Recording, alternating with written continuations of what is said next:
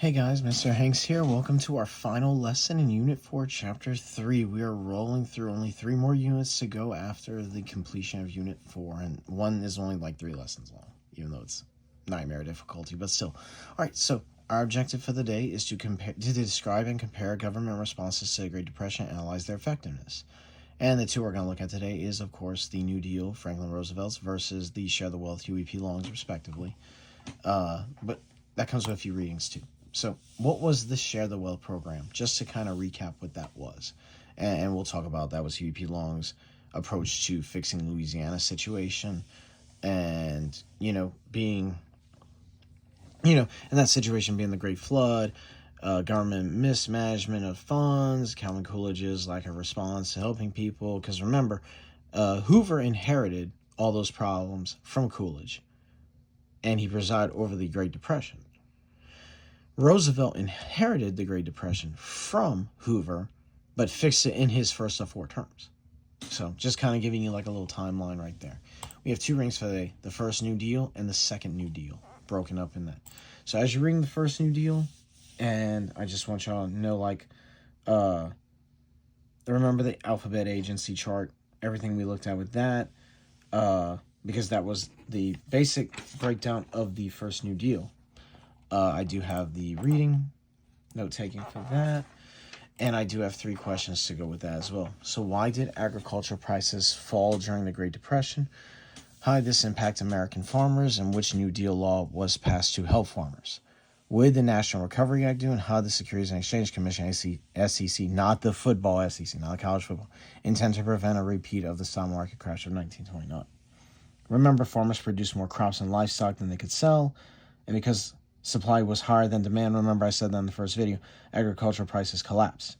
Banks often foreclosed when farmers were unable to repay loans, resulting in thousands of farmers and farming families losing their farms. The Agricultural Adjustment Act was passed to kind of help farmers out. Because, truth be told, going back to Hoover, he did not understand agriculture. He was not an agriculture-based president. He was widely supported in the North. The National Recovery Act established a federal agency, the National Recovery Administration, that worked with employers to set prices and wages. It also protected collective bargaining rights for workers who wanted to organize a union in their place of work. The SEC was established to stop the kind of unfair stock trade practices that helped bring about the 1929 stock market crash. So the SEC oversees that orderly and fair functioning of the stock market and other financial markets. That's basically the main components of the first New Deal. The second New Deal, our notes, 3 questions to go with that. How did the second New Deal help working Americans? What did the Works Progress Administration, WPA, achieve? And how did the second New Deal improve long-term financial security of Americans? So for that one, just kind of know that not all Americans approved of President Roosevelt's New Deal programs, and some did not think Roosevelt's policies provided enough relief for suffering Americans. Others thought those policies were socialism in disguise. Go figure, right? So these critics believe that too much government regulation threatened to destroy America's free market economy, which it does. Don't get me wrong, it does. Just look at the Robin Hood incident with the hedge funds for GameStop stocks, but I've said enough. The second New Deal increased worker protections with the National Labor Reforms Board and the Fair Labor Standards Act, which mandated a 40-hour work week, established a federal minimum wage, restricted childcare. So a lot of those things go into that. The WPA provide employment for about 8.5 million Americans between 33 and 43. Construction projects at WPA like new roads, bridges, public buildings, parks, airports. So WPA also employed artists, writers, musicians, and actors, contributed to the cultural life of the country. Second New Deal include passage of the Social Security Act in 1935, that thing I probably won't see, which provides money to retired seniors, unemployed people, and people with long-term disabilities. So, all that being said, that's pretty much our readings for this chapter. The first New Deal and the second New Deal all being passed. Here is the big finale, the big main event. Huey P. Long's Share the Wealth versus Franklin Roosevelt's The New Deal. And we're going to break these down in class. We're going to compare and contrast. But I would really want students to know about these programs.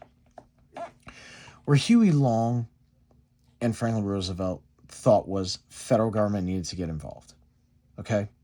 They thought that Federal government needed to get involved and help kind of regulate the economy, regulate the stock market, and put provisions in place. Huey Long said, oh, we need wealth redistribution. Oh, we need different plans like that and everything like that, which at its heart is socialist, which is baby steps to communism. I hate to tell you that, but it's the truth. As Venezuela right now. Franklin Roosevelt's more accurate approach was, hey, I'm going to make these different government branches and different, not branches, but that's the wrong term, especially in government. He's like, I'm going to make these new agencies as alphabet agencies. That opened up new employment opportunities for Americans, and their job was to secure a good financial stability for Americans, any type, whether they were retiring, old, disabled, whichever. He held those plans like that. So they both had good intentions in mind. It's just, I'd rather the New Deal. Both were accused of being socialist, but Huey Long was blatantly socialist. So yeah, just kind of know the difference in that. Government spending. So while Huey Long just wanted wealth redistribution, Franklin Roosevelt was like, I'm going to create new government agencies. I'm going to create jobs. That is true capitalism. I love it. I know you can't see, but I just shed a tear. I'm just kidding, but emotionally I shed a tear. RDOK, which plan would more likely help the American poor? Make sure you use evidence from the two plans of your knowledge of social studies to develop and support your claim. So you're writing me like a little writing on that. So we have this, Great Depression, all that stuff, blah, blah, blah. And our exit ticket. Why was the New Deal more successful than the Shower Wealth Plan? Just go ahead and explain that just with background knowledge. And our test is scheduled for January 23rd, 25. And I will see you guys in Unit 5. And Unit 5 is a long one. World War II, A World at War. And it's literally broken up into 2 chapters. A World at War Part 1 and A World at War Part 2.